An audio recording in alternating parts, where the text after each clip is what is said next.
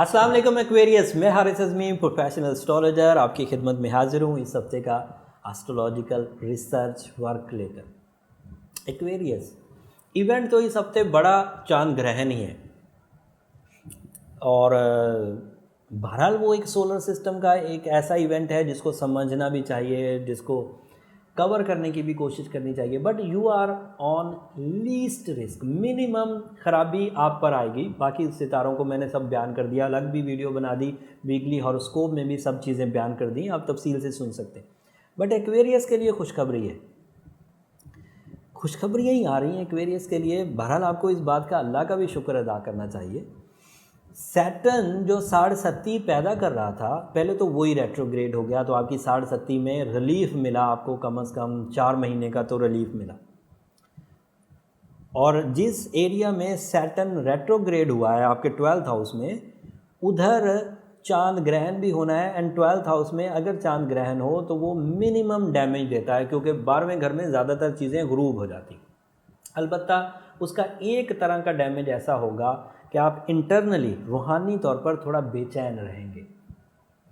उसका एक तरह का डैमेज ऐसा भी होगा कि खुफिया अपोजिशन उठ खड़ी होगी। जो चीज़ें बिहाइंड द स्क्रीन थी, ऐसा लगता था कि कोई दुश्मन नहीं है, वो शायद मंजर आम पर आ जाए। ये एक तरह से तो पॉजिटिव है, आपको खुफिया दुश्मनों का पता चल जाएगा।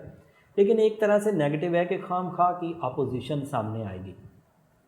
बहरहाल एक्वेरियस की सलाहियतों पर मुझे बिलीव बड़ा है कि वो उसे आराम से रिकवर कर जाएंगे, क्योंकि मुझे लगता नहीं कि आपके वो सीनियर्स की तरफ से आएगी। मुझे लगता है वो आपके डिपेंडेंट्स की तरफ से अपोजिशन आएगी। डिपेंडेंट्स की तरफ से अपोजिशन आएगी तो आप उसे फेस करने की बहरहाल सलाहियत रखते हैं। बहरहाल खुश असलूब भी फेस करें, जो राइट पर हो, जो इंसाफ के साथ हो वो करें। कुछ अग्रेशन नहीं दिखाएं, कुछ जुल्म ज़्यादती की तरफ मत जाइएगा। तो ये तो ग्रहण के असरात हो गए। इसकी थोड़ी और तफसील आपको इसकी रेमेडीज़ के तौर पर आपको नीचे लिंक मिल जाएगा डिस्क्रिप्शन में, वो ग्रहण की वीडियो भी देख लीजिएगा। बट अदरवाइज़ जो स्टार पोजीशन है वो काफ़ी बेहतर है, वो उसके बारे में भी थोड़ी राय दे दूँ। एक तो आपके छठे घर में फ़िलहाल सूरज है, 22 जुलाई तक रहेगा। 22 जुलाई को फिर सूरज ने घर बदलना है और अच्छी पोजीशन पर जाएगा। तो 22 जुलाई तक भी सूरज की पोजीशन अच्छी है, सेहत तंदुरुस्ती पैदा कर रहा है। सेहत तंदुरुस्ती में दिल यानी कि अज़ाए रईसा को बहुत सपोर्ट करेगा और इससे आपकी डोमिनेटिंग एबिलिटीज़ इन्हेंस होंगी। आप सेंटर ऑफ अट्रैक्शन बने रहेंगे, बात बड़े एहतमाम के साथ करेंगे और बात में बड़ा रोब और दबदबा भी होगा। और फिर वीनस भी उसी हाउस में है, छठे घर में, तो वीनस की वजह से अट्रैक्शंस, बात करने में कनेक्शंस का प्रोड्यूस होना, सोशली आपको रिकमेंड किया जाना, आपकी बातों को अप्रिशिएट किया जाना, ये भी पॉसिबल। एंड रोमानवी कामयाबियाँ, Venus you know lord of love and care है, तो आप दूसरों की केयर करेंगे, दूसरे आपकी केयर करेंगे, आप फैमिली के लिए बहुत अच्छा हो पाएंगे, अपनी ज़ात के लिए बहुत अच्छा हो पाएंगे, अपने बनाव सिंगार पर टाइम इस्तेमाल कर सकेंगे, जिससे आपकी शान व शौकत या कम से कम आपकी जो फर्स्ट लुक है उसमें एक पॉजिटिव चेंज आएगा। फिर दूसरा फ़ायदा आपको 7th हाउस से रिलेटेड है। 7वां घर मियाँ बीवी का और 7वां घर शराकतदारी का, वहाँ मरकरी है। उसमें मार्स का होना तो किसी हद तक पॉजिटिविटी देगा, जिसकी वजह से शराकतदारी के काम में कुछ बढ़ोतरी, कुछ तेज़ी, कुछ रुके हुए कामों का हो जाना, कुछ नॉन प्रॉफिटेबल चीज़ों का प्रॉफिटेबल हो जाना। बट मियाँ बीवी के रिलेशन में कुछ उलझन मरकरी की रेट्रोग्रेशन से पैदा होगी, क्योंकि जहन इंतशार का शिकार होगा, जहन बेचैनी का शिकार होगा, जहनी कारकर्दगी सेंसिटिव हो जाएगी।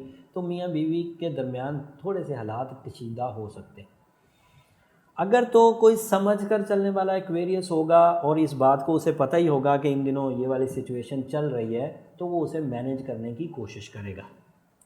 अदरवाइज़ यू नो उलझन की वजह से रिश्तों को ज़्यादा कोई ज़िबा करने की ज़रूरत नहीं पड़ती। एक दो जुमले भी अगर आपने गलत बोल दिए, एक दो जुमले भी रिस्पेक्टलेस बोल दिए, तो रिश्ते तो दूर हो जाया करते हैं। रिश्तों का फिनोमिना ही ये है, देता जा और सहता जा, बस देते जाओ और सहते जाओ, डिमांड नहीं करो। सो थोड़ा सा मोहतात रहने की ज़रूरत ज़रूर है। और फिर इसी मरकरी की रेट्रोग्रेशन को तक़वियत दे देगा सैटर्न और चांद ग्रहण, क्योंकि उस वक़्त आपका मूड थोड़ा सा और डिस्टर्ब हो सकता है, तो मोहतात ही रहा जाए। रेमेडी इसकी ये है एक्वेरियस कि एक तो आप अपना बर्थ स्टोन की तरफ जाएं, that is emerald, that is yellow sapphire, sorry that is ruby and that is aquamarine. But emerald या रूबी ज़्यादा इफेक्टिव रहेगा, ज़्यादा फ्रेंडली भी है, इजी भी है, बाय करने में भी, वेयर करने में भी, तो ये ज़्यादा इफेक्टिव रहेंगे। अगर रूबी वेयर किया गया तो रेट्रोग्रेशन ऑफ मरकरी भी बैलेंस हो जाएगी, तो हस्बैंड एंड वाइफ इशू नहीं होंगे। एंड अगर मरकरी की रेट्रोग्रेशन को आपने बैलेंस कर लिया तो वीनस आपके लिए लव लाइफ को भी सपोर्ट कर देगा। अगर शादी ब्याह की कोई सेरेमनी रखना चाहते हैं, मंगनी करना चाहते हैं, बात चलाना चाहते हैं तो चला सकेंगे। अदरवाइज़ जब तक मरकरी रेट्रोग्रेड रहेगा ये इश्यूज़ रहेंगे। उसके अलावा चांद ग्रहण के असरात बैलेंस हो जाएंगे। सैटर्न तो आपके लिए बहरहाल मुफीद है। रेट्रोग्रेशन ऑफ जुपिटर भी आपके लिए ऑन हो जाएगी। रेट्रोग्रेशन की वजह से जो जुपिटर आपको 40% कम फ्यूल दे रहा है वो भी आपको सपोर्ट करना शुरू हो जाएगा। तो हर ही तरह का एक्वेरियस फ़ायदा उठा पाएंगे। तालिब इल्म भी, कारोबारी लोग भी, शादी करने वाले भी और हिजरत करने वाले भी, एंड इवन जो किसी तरह के रूहानियत के डगर पर चलने वाले हैं, किसी इल्म को सीखने की कोशिश करने वाले हैं, वो भी सही सिमत में चल पाएंगे। ये ओवरव्यू था सभी एक्वेरियस के लिए। इंडिविजुअल जो पर्सनल टाइप के क्वेश्चंस होते हैं उनके लिए आपको अपना ज़ाती जायचा बनाना चाहिए। उसके लिए नंबर नीचे चलते रहते हैं, अगर आप उन पर रब्ता करेंगे तो फिर वो जायचा आपका ज़ाती नौयत का होगा कि आपके एग्ज़ाम पास होंगे कि नहीं, आपका कारोबार कैसा चलेगा। ये ओवरऑल सिचुएशन ये थी जो मैंने बयान कर दी।